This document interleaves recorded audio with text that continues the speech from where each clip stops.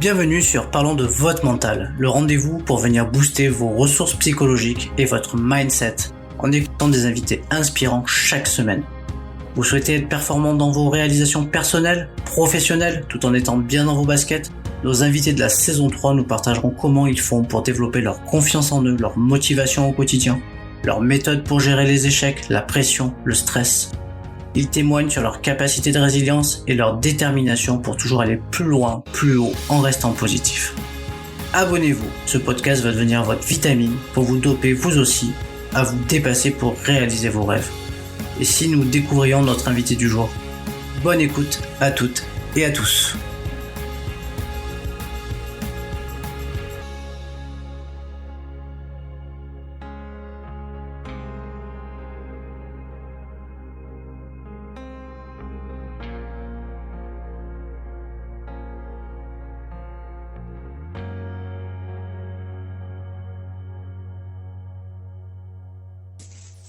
Bienvenue à toutes et à tous pour un nouvel épisode de Parlons de votre mental.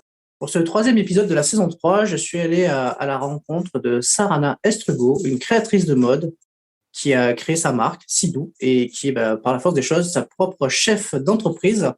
Et je suis ravi d'aller à sa rencontre à Paris. Salut Sarah. Salut Sarah, oui, ça va? Bah oui, Sarah, je n'avais pas oublié le na. Voilà. Écoute, je suis ravi de t'accueillir sur ce troisième épisode de la saison 3 du podcast. Et content de pouvoir aller à la rencontre d'une jeune créatrice de mode. Voilà, je t'ai suivi et je t'ai, repéré sur les réseaux sociaux. Je trouvais que c'était intéressant ce que tu faisais, le fait d'être jeune, de se lancer, de créer. Je trouvais que c'était intéressant d'aller à ta rencontre pour que tu nous parles un petit peu de toi, en fait. Bien comment sûr. Tu as osé te lancer. Est-ce que tu pourrais te présenter un petit peu? Oui, alors bonjour à tous. Merci beaucoup de m'avoir invitée ici. Moi, c'est Sarana Estrugo. J'ai 25 ans et depuis le mois d'août, du coup, j'ai créé ma marque de vêtements faits main. Donc, c'est-à-dire que je fais moi-même les vêtements. Je n'ai pas forcément d'atelier pour produire les vêtements. Et depuis le mois d'août, du coup, je fais ça à temps plein. Donc, que ce soit la création, enfin le design, la gestion des commandes, tout. Et voilà, c'est un peu le résumé de ce que je fais actuellement. Alors, pour en arriver jusque là où tu en es aujourd'hui, à créer des vêtements, tout ça, c'est quoi ton parcours? Voilà, bon, je vais pas rentrer dans tous les détails, mais par rapport du coup à ce que je fais, j'ai fait un BEP métier de la mode et du vêtement. Donc après le lycée, enfin déjà j'ai fait plusieurs lycées et juste après mon deuxième lycée, j'ai choisi de faire du coup un BEP métier de la mode et du vêtement. Donc ça consistait vraiment à savoir créer un vêtement de A à Z en passant par le patronage et après aussi la confection. Tout ce qui est logiciel, mais on n'a pas assez approfondi ça en BEP métier de la mode et du vêtement, mais c'était vachement basé sur la confection. Donc, c'est un peu grâce à ça. Et après, tout ce qui est niveau communication, j'ai fait un Bac+3 marketing digital. Donc, ça m'a vachement aidé. Enfin, vachement aidé. J'ai quand même vachement appris par moi-même, mais ça m'a aidé quand même à structurer un peu mes idées et savoir un peu comment développer tout ça, quoi. Oui, ça se voit parce que du coup, c'est toi qui gères ta propre communication. Ouais, c'est ça. C'est principalement sur Instagram, Pinterest aussi j'essaie, mais c'est vrai que LinkedIn, j'aimerais vachement approfondir là-dessus aussi. Ok, ouais. Nécessairement, LinkedIn, c'est un bon réseau aussi pour en tout cas, pour avoir un réseau un peu plus professionnel. C'est un peu différent, effectivement. C'est ça. C'est mon réseau préféré. Bah oui, c'est ce que j'ai cru comprendre. Ouais, c'est mon réseau préféré. Alors, on commence toujours le podcast par un petit portrait chinois que je couple maintenant avec un petit questionnaire de Proust. Super. Et ça va permettre de faire un petit échauffement et de te connaître un peu mieux. Et puis après, on ira introspecter un petit peu ton mental et tu nous parleras un petit peu de ton mental d'entrepreneur et de créatrice. Aussi. Alors, Sarana, Si tu étais une couleur, quelle couleur serais-tu et pourquoi? Waouh, c'est compliqué. Alors, j'ai pas de préférence de couleur. Je dirais peut-être le noir, même si, parce que je sais que c'est basique, c'est simple, mais tu peux toujours rajouter quelque chose en plus de cette couleur pour pouvoir lui apporter quelque chose d'original. Donc, je dirais le noir. Ok, pour le noir. Si tu étais un livre, quel livre serais-tu? Alors, moi, faut savoir que je ne suis pas forcément une grande lectrice parce que j'ai énormément de mal à me concentrer quand je lis. Je suis obligée de relire 3 fois la même phrase, donc j'ai vachement du mal. Donc, j'écoute plutôt des livres audio. Et le dernier que j'ai écouté, je pense que tu connais, c'est La maîtrise de l'amour de Don Miguel Ruiz. Je sais pas si tu Mhm. connais. Ah oui, oui, de Louis. Euh, Oui, oui. et j'ai beaucoup aimé en fait son approche et sa vision sur l'amour. C'est vraiment un livre un livre audio du coup qui m'a marqué. C'est lui qui a écrit les 4 accords Toltec. Oui, c'est D'accord. ça. Ouais. Donc, qui est comment dire, un livre référence dans le développement personnel et Mhm. qui est lu dans le monde entier, quoi. Mhm. J'aime beaucoup cet auteur. Ouais. Le moment de la journée que tu préfères, c'est lequel? Alors, je dirais soit le matin très tôt, vers 6 heures, 7 heures du matin, juste avant que tout le monde se lève. Parce que j'aime bien prendre du temps le matin. Et aussi, je suis très productive le soir. Après 21 heures, j'aime beaucoup ce moment. C'est là où je suis vachement productive. Donc, je dirais ces 2 moments-là. C'est la qualité qui te caractérise le plus. La qualité, Ouais. je dirais l'empathie. Parce que c'est une qualité, mais ça peut être aussi un défaut parce que je suis enfin, je ressens énormément les choses, les situations, les gens, les endroits dans lesquels je suis. Je ressens vachement ce qui se passe et ce qui permet du coup de comprendre aussi les gens. Mais donc je dirais que c'est plutôt ma qualité, mais après c'est vrai que ça peut être aussi un défaut, mais c'est quand même une qualité, je pense. Alors, une qualité, peut-être une contrainte, après, parce que du coup, il faut être en capacité d'absorber un petit peu tout le ressenti, quoi. Ouais, c'est ça. Si tu étais une citation, quelle citation Oh, serais-tu?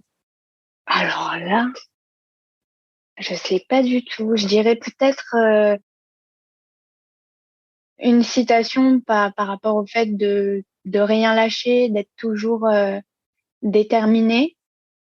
J'en ai pas une qui me vient en tête, mais ça serait forcément par rapport à ça, par rapport à la détermination, par rapport à, à toujours croire en fait en ses capacités, peu importe ce qu'on peut dire à côté, quoi. Mais j'en ai Ok. pas une qui me vient en tête. Ouais, mais bon, en lien avec la détermination et la persévérance. Ouais, c'est ça, exactement. Quel est ton principal trait de caractère? Alors là, alors mon principal trait de caractère, je pense que je suis quelqu'un d'assez persévérant, assez têtu. Donc je sais que quand j'ai une idée en tête, je veux absolument la réaliser. Donc ce qui peut être contraignant aussi parfois, parce que j'ai du mal des fois à prendre les avis euh, qu'on me donne par rapport à cette idée. Je veux la réaliser et si je me casse la gueule, ben, je me casse la gueule, mais il faut absolument que je la réalise. Donc, je dirais que ce serait plutôt être têtu, mon principal trait de caractère.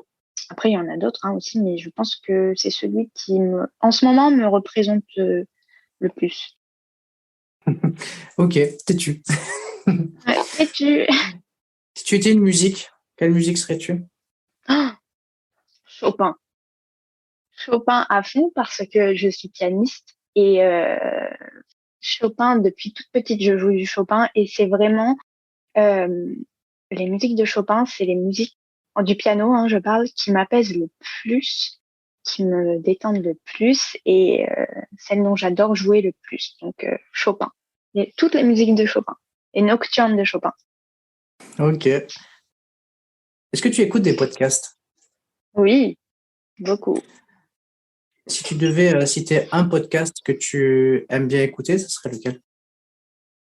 Alors, j'aime beaucoup écouter le podcast d'une jeune fille qui doit avoir 21 ans, qui s'appelle Océane Andrea. C'est une jeune fille qui a commencé sur les réseaux et son podcast est très intéressant parce que elle parle des sujets, de vie qu'on vit tous au quotidien, mais principalement en fait pour les jeunes adultes. Et j'aime beaucoup ce qu'elle fait parce que je me dis que quand j'avais son âge, enfin à 21 ans, là j'en ai 25, j'aurais aimé entendre ce qu'elle dit. Donc je pense qu'elle aide beaucoup de personnes comme ça et pour moi c'est un des podcasts que j'écoute toutes les semaines. Donc ça s'appelle Océane chez nous de Océane Andrea. Donc je recommande ce podcast à fond. Ok, on ira l'écouter. Je connais pas du tout. Si tu étais un sport, quel sport serais-tu? La danse classique.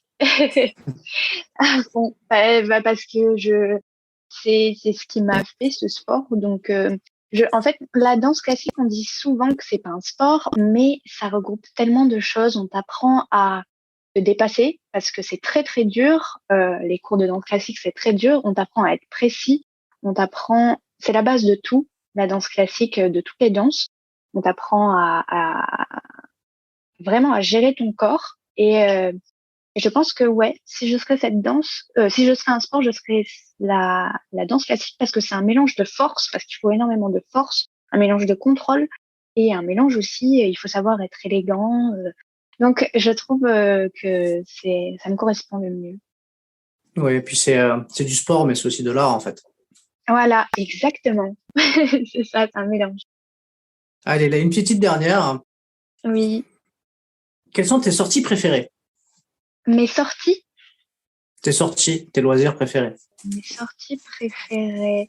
Alors j'adore aller dans des musées. Je pense que ça se voit si tu me suis un peu. Je pense que j'adore aller dans des musées. J'adore voir l'architecture des musées plus que les œuvres. C'est bizarre, mais j'aime beaucoup les lieux avec des belles architectures. J'aime beaucoup aussi aller au cinéma, même si je vais plus trop en ce moment.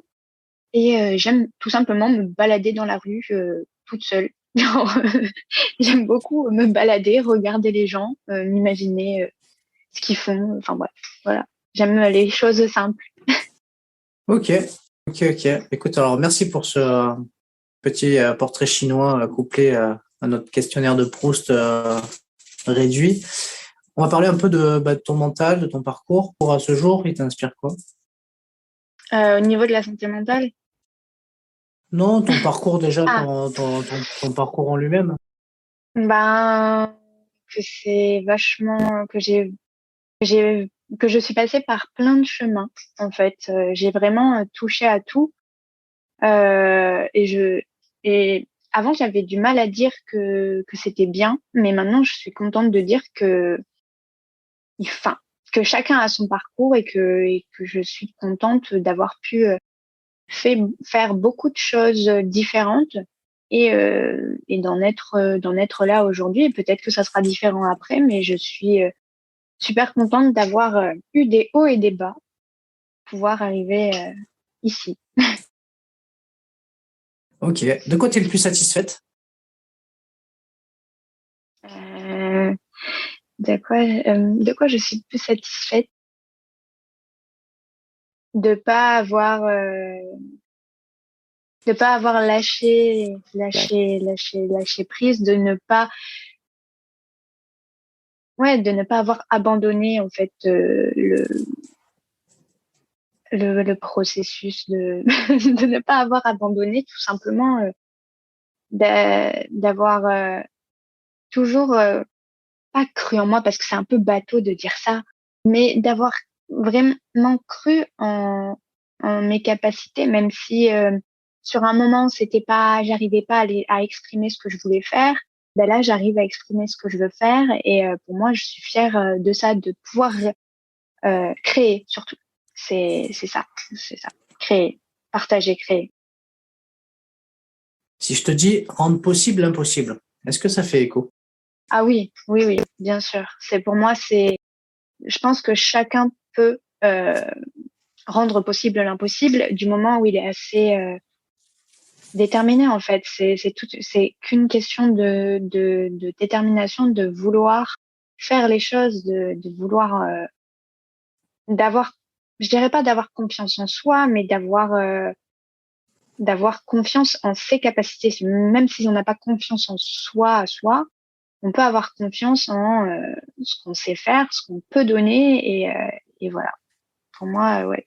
Ok, on va parler un peu de ton mental maintenant. On va Ouais, passer super. à la rubrique du mental. Si tu devais définir ce mot, le mot mental, tu définirais comment toi, Sarah? Alors que c'est c'est la base, c'est ce qui fait notre vie, le mental, c'est ce qui dirige nos émotions, nos choix, nos actes. Pour moi, c'est tout ça. C'est j'allais dire un fouillis. C'est un gros fouillis en fait, et c'est à nous de savoir ordonner un peu les différentes cases qu'il y a dans notre mental, bien ordonner, bien ranger, bien savoir, bien connaître toutes les parties de notre mental. Donc pour moi, le mental, c'est ça, c'est quelque chose au début qu'il faut qu'on apprivoise. Ok.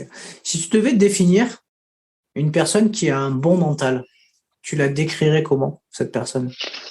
Alors, une personne qui a un bon mental, c'est une personne déjà qui est consciente de toutes les parties de son mental. C'est-à-dire qu'il y a des parties claires, il y a des parties sombres.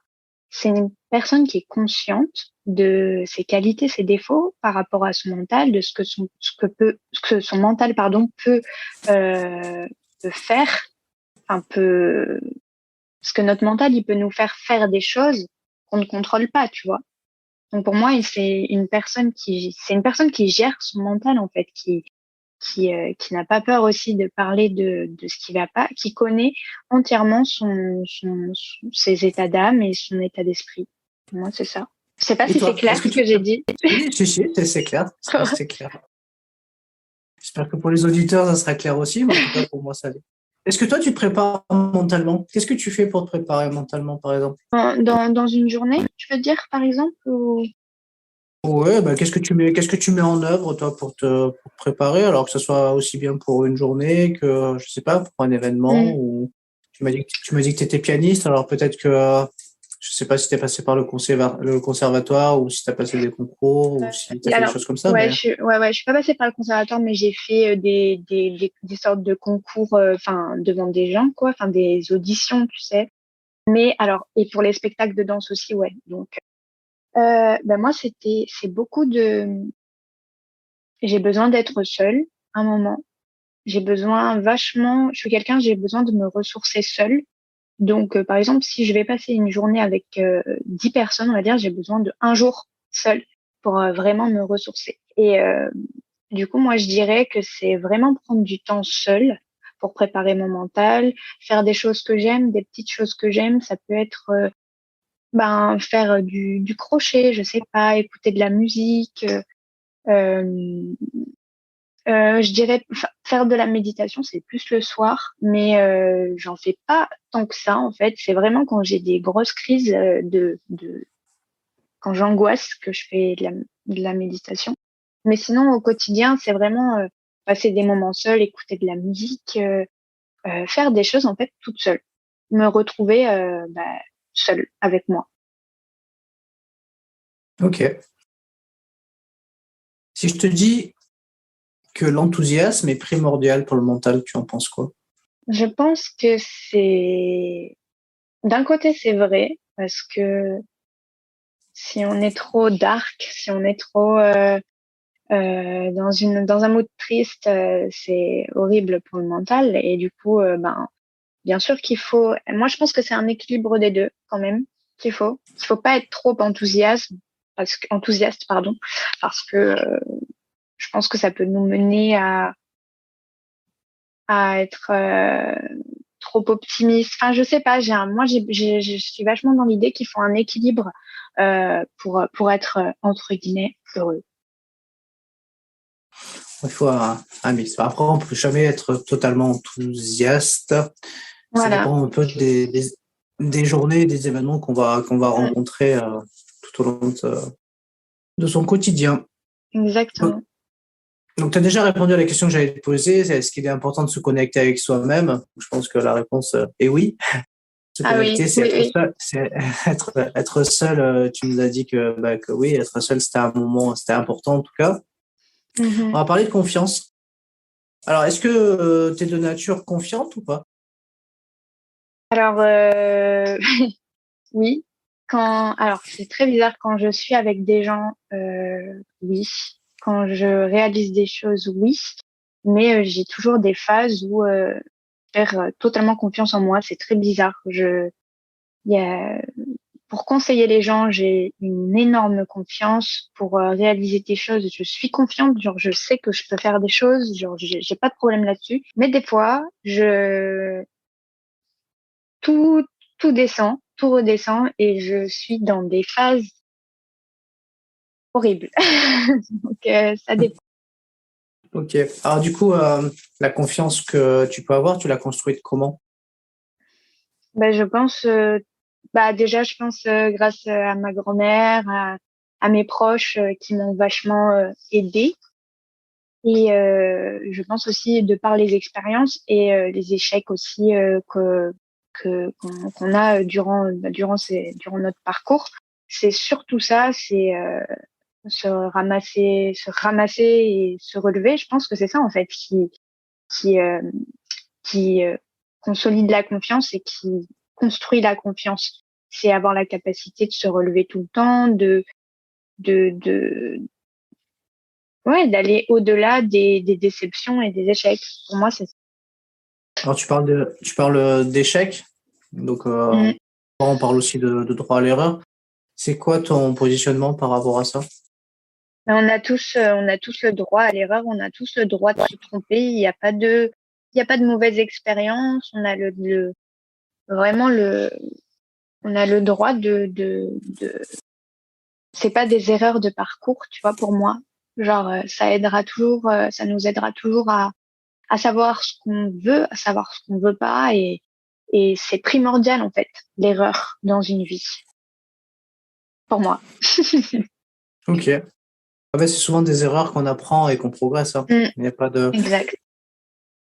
En tout cas, quand on prend la peine de s'intéresser un peu au parcours des gens qui sont allés vers ce qu'on peut considérer comme leur réussite ou des grandes réussites, on peut se rendre compte que en tout cas, leur chemin a été ponctué de beaucoup de difficultés, de beaucoup de résilience, de beaucoup de persévérance pour aller vers leur objectif. Et Mm, au final, ils y sont arrivés, ou en tout cas, ils sont arrivés, en tout cas, pour la plupart, là où ils voulaient aller. D'autres sont allés vers d'autres choses où ils pensaient pas aller, mais au final, ils ont réussi à atteindre leur objectif. Le regard des autres, est-ce que c'est quelque chose que tu appréhendes ou tu fais avec, ou tu as euh, réussi à t'en, comment dire, à t'en affranchir avec le temps? Voilà. mm. Alors avant, j'étais vachement, enfin, je pense il y a 4 5 ans, quand j'avais 20 ans, j'avais du mal avec le regard des autres. Et aujourd'hui, vraiment, genre, je fais ce que j'aime. Et puis le regard des autres, enfin, tant que moi je suis droite dans mes baskets, le regard des autres, j'allais dire, je m'en fous, mais je, tant que c'est des critiques constructives, ok, mais sinon, ça m'affecte pas en fait. Si tu parles du regard des autres d'une manière, euh, est-ce que je vais avoir peur du jugement, par exemple? Oui, ça peut être le jugement ou c'est être influencé par les autres. Par exemple, là, en tout cas, t'as créé ton entreprise. Mhm. Il y aurait toujours des gens qui aimeraient faire la même chose et qui vont te dire, ouais, mais c'est difficile, tu vas te retrouver en difficulté Ah, par rapport à ci, par rapport à là. Et finalement, de leur propre peur, finalement, ils te les communiquent pour t'influencer dans ouais. tes propres choix. Alors ouais, non, ça, je suis totalement hermétique. J'écoute, je dis ok, Mais encore une fois, je suis assez confiante là-dessus. Et puis au pire, si je me ramasse, ben, je me ramasserai. Mais c'est pas quelqu'un qui va me dire attention, fais pas ci, fais pas ça, que je vais le faire. Là, jamais de la vie. Jamais. Alors, est-ce que selon toi, c'est important de rester positive au quotidien? Peut-être que oui. Pour l'instant, j'arrive pas, moi, pour le moment, à être positive au quotidien. Du coup, j'arrive pas. Après, je pense qu'il faut, tu vois, go with the flow, genre aller avec ce qui arrive. Il peut y avoir des moments où tu es positif et il y a des moments où t'as pas envie d'être positive. Et voilà, faut laisser ces moments aussi exister. Et pour le moment, moi, je suis plus dans ce mood-là. Donc peut-être plus tard, dans quelques années, tu vois, je changerai d'avis. Mais après, c'est important d'un côté, c'est important de rester positive pour euh, enfin, pour pas, j'arrive pas à répondre à cette question. Parce que, parce que oui, c'est important. En fait, c'est important de pas, de rester positif pour ses projets, je suis d'accord. Mais on peut pas contrôler ce qui arrive aussi, tu vois. On peut pas contrôler les états d'âme que tu as d'un coup et les humeurs qui arrivent. Donc, moi, je suis pas pour aller contre les humeurs qui arrivent, les sentiments qui arrivent, qu'ils soient positifs ou négatifs. Mais voilà, je sais Ok, pas si t'as compris. oui, j'ai compris que c'était une question difficile et que tu étais Ouais. mitigé sur la Mm. réponse. Bon, après, il y a toujours du positif à tirer, même des situations les plus difficiles, parce que Oui, ouais, finalement, elles ouais. nous apportent toujours quelque chose. Mm, mm. On va parler de motivation. Ouais. Alors, alors je sais que tu cours beaucoup, tu crées, Ouais. je te vois beaucoup aller à la poste, Ouais. Mon trajet favori. poster des, poster des commandes. Et bah, du coup, c'est quand même assez répétitif ce que tu fais Mm. dans le process. Comment tu fais pour te motiver finalement au quotidien dans un process que finalement que tu réalises chaque jour pour créer, produire, Ouais. gérer les commandes, faire ta com? Bah, alors au début, je t'avoue que quand j'ai eu mon premier rush, vraiment où j'ai eu pas mal de commandes, j'ai eu beaucoup de mal à. Il y avait des matins où j'avais vraiment du mal à me lever parce que j'avais beaucoup trop de travail. Et après, j'ai su quand même m'organiser et m'étaler un peu, étaler mes tâches, tu vois, pas faire par exemple toute la couture d'un coup, après toute la com. Je faisais petit à petit les tâches, les différentes tâches, tu vois, pour pas que ce soit trop à la chaîne, tu vois. Donc Mhm. j'éparpillais dans la journée les différentes tâches, que ce soit la couture, la gestion des commandes, après les réseaux sociaux, et ça m'aide vachement, et aussi surtout prendre des pauses. Parce que avant je prenais pas forcément de pauses, et je pense que bah c'est comme tout le monde au début, tu vois, t'as peur de perdre du temps. Et je prenais, des fois j'oubliais de manger et tout. Enfin bref, c'était pas bien. Et là, du coup, ça y est, j'ai réussi à me dire, bon, ok, tu respectes tes horaires. Et puis voilà, tu respectes, t'es aussi un être humain, tu vois. Donc, faut respecter, faut prendre des pauses, voilà, faut s'écouter aussi. Et puis voilà. En gros, c'est ça, c'est de prendre des Ok. pauses. Oui, mais c'est surtout, tu utilises une technique de séquençage surtout. Ouais, c'est ça. Vraiment C'est-à-dire répartir ouais. c'est-à-dire que pour pas que ce soit trop répétitif, bah, du coup, tu séquences ton Mm, temps en différentes actions. mm. Permet, un, de pas saturer sur la même action, et puis deux, peut-être comment dire, de te concentrer sur des petites tâches qui te permettent d'avancer. C'est ça, mais je vais potentiellement là essayer de rechercher quelqu'un pour m'aider dans la couture, tu vois, pour que je me décharge quand même de tâches parce que sinon, c'est assez intense, là. Ouais, faut déléguer. Mm. Donc voilà. Donc si dans ceux qui nous écoutent, vous connaissez une couturière sur Paris, à proximité de Mm. Sarana. Je sais pas dans quel arrondissement tu es, mais République. voilà, à proximité de Voilà. République. Si une couturière Je veut, suis tout oui. se dévouer. Ok, ok, ok. On va parler de la gestion de tes émotions. Ouh là là. Là, là. Ok. On est souvent, du coup, tu as connu des rushs, du coup, tu fais pas mal de trucs, donc tu as certainement dû Ouais. connaître un peu de pression et peut-être de stress Mm. pour pouvoir arriver à gérer toutes tes commandes, les produits à créer, voilà, toutes les tâches à. Comment tu as fait pour arriver à gérer cette pression? Mais écoute, je suis agréablement surprise parce que je suis quelqu'un de base qui a énormément de mal à gérer ses émotions. J'ai beaucoup de up, beaucoup de down, beaucoup de up, beaucoup de down. Et là, j'ai bizarrement réussi à gérer. Donc peut-être, je pense que vu que c'est un projet qui me tient à cœur, j'ai réussi voilà, à gérer. Après, évidemment, j'ai mes amis, genre, je suis vachement au téléphone avec des personnes qui m'aident, tu vois, donc, qui me soutiennent. J'ai vachement l'avis de mes amis. Donc, donc pour moi, c'est ça, c'est surtout les autres autour de moi dans ces moments-là qui m'aident parce que sinon, toute seule, euh, je, je pars dans des, dans des, dans des scénarios qui n'ont pas lieu d'être. Donc voilà, mais je suis très contente d'avoir pu de savoir bien gérer pour le moment ça. Donc, du coup, si je résume, du coup, tu t'es entouré en tout cas de personnes constructives autour de toi Oui, qui peuvent être des ressources.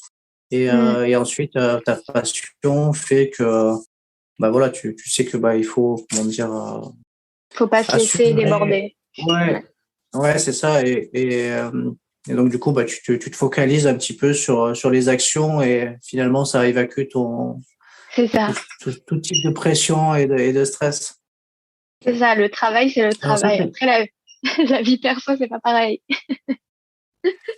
ah bah ouais, j'espère qu'il y a moins de pression et de stress dans la vie perso quand même. C'est ok, ok, ok. Donc du coup, si je résume, c'est un peu comme en psychologie de la performance dans le sport. Pour euh, pour gérer tout ça, en fait, tu vas plutôt te concentrer sur les tâches qui sont de ta maîtrise Mhm. et pas forcément, on va dire, te préoccuper de ce que tu ne peux pas contrôler. Ouais, exactement. T'as très bien résumé. Ok, donc toi-même, tu es couturière aussi, parce que c'est toi Ouais, qui crée. Tu fais tes. ouais, ouais. Donc du coup, forcément, ça demande de la concentration, parce que Mhm, c'est de la précision. mhm. Comment, du coup, ce qui est intéressant, hein, la question derrière, c'est comment tu fais pour arriver à être hyper concentré, pour être précise, pour être focus sur les petites touches, tout ça. Écoute, je pense que c'est une habitude entre guillemets. Je suis quelqu'un quand même d'assez perfectionniste, donc j'essaie de faire au mieux. Donc évidemment, surtout dans la réalisation de vêtements, c'est important d'être très précis. Donc non, je pense que c'est une habitude que j'ai prise, comme tu dis, tu vois, de par le sport, la danse classique, par exemple, vu que j'en ai fait pendant 15 ans, ça m'a aidé à être très précise. Pareil pour le piano, c'est vraiment, il faut être précis, c'est de la technique. Et du coup, je pense que c'est ça qui m'a aussi quand même assez habituée à être assez précise. Après, évidemment, c'est du savoir-faire, faut savoir, enfin voilà, gérer la machine et à coudre, etc.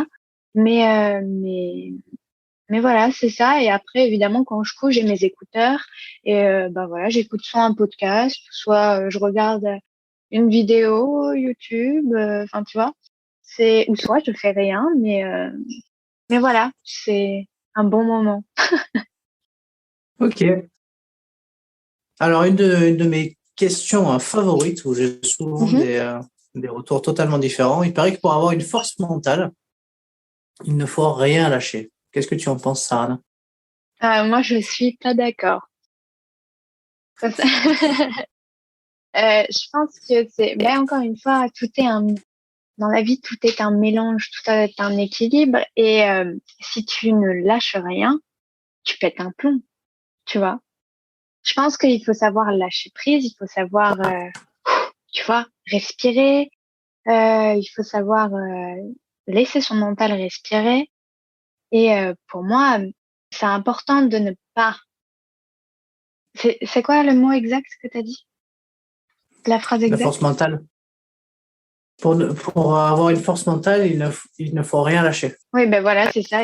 C'est important dans son mindset, vouloir rien lâcher par rapport à ses projets, tu vois. Mais par rapport à ta santé mentale, il faut savoir lâcher prise. Il faut savoir, bah, comme tu dis, comme j'ai dit, prendre des pauses. Il faut savoir prendre du recul. Il faut savoir mettre son mental de côté aussi des fois. Il faut savoir couper des fois. Donc voilà. Voilà. Il faut savoir couper. Donc, du coup, tu n'étais pas d'accord et du coup, il faut savoir lâcher du lest Mm. par moment pour garder un petit peu sa santé mentale intacte. Ah oui, ben clairement, clairement. Ok. Alors écoute, on a fait un petit peu le tour de toutes les questions que je pose habituellement sur le podcast. J'ai pour habitude de toujours laisser le mot de la fin à mon invité pour Mhm. s'exprimer sur un sujet qui lui tient à cœur. Euh, Éventuellement laisser aussi en tout cas les endroits où on peut te retrouver. Du coup, est-ce qu'il y a quelque chose qui te tiendrait à cœur, un message que tu aimerais faire passer aux gens qui nous Euh, écoutent? Bah moi, le seul message que je pourrais faire passer, c'est les gens, par exemple, ont envie d'entreprendre quelque chose, de créer quelque chose, ben, qui n'hésitent pas de ne pas forcément écouter aussi des personnes qui peuvent vous dire attention, oui, mais si tu fais ça, oui, mais enfin voilà, de suivre, ça va être un peu cliché ce que je vais dire, mais de suivre son cœur, de suivre ses intuitions, c'est super important voilà, la vie c'est une grande expérience et autant expérimenter toutes les choses qu'on veut faire avant de passer de l'autre côté. Donc voilà, c'est la vie est remplie d'opportunités et ce que je peux dire c'est ben hésitez pas voilà à vous lancer et à faire des choses que vous aimez. Voilà. Et, du coup, pour retrouver du coup tes créations et Mhm. éventuellement échanger avec toi, on fait comment? Alors, ben, soit vous pouvez me retrouver sur Instagram, donc arrobase tiré du le tiré d'en bas, Sidou SYDOUX, ou sinon vous tapez tout simplement Sidou sur Instagram et vous pouvez me trouver. Et après, j'ai mon site web aussi, sidou SYDOX.shop. Mais je suis particulièrement présente sur Instagram et après sur Pinterest. Vous tapez aussi Sidou SYDOX et vous me trouvez. Voilà. Ok. Et pourquoi si doux, pour finir? Bah alors, alors c'est très, mais tu vois, c'est vraiment, c'était même tellement pas prévu. J'avais créé un compte Instagram cet été parce que je voulais partager toutes mes photos de l'été et je l'ai appelé Un été si doux. Un été si doux, mais si doux, SIDOU. Et quand j'ai commencé ma marque, je me suis dit, j'avais un autre nom en tête et après je me suis dit, ah mais non, en fait, je vais l'appeler, vu que je l'ai créé pendant l'été, je vais l'appeler Sidou, mais avec un Y. Et, et voilà, c'est marqué, c'est arrivé, pardon, comme ça. Donc, et au final, ça sort bien. Je suis super contente de ce nom. Voilà. Ok.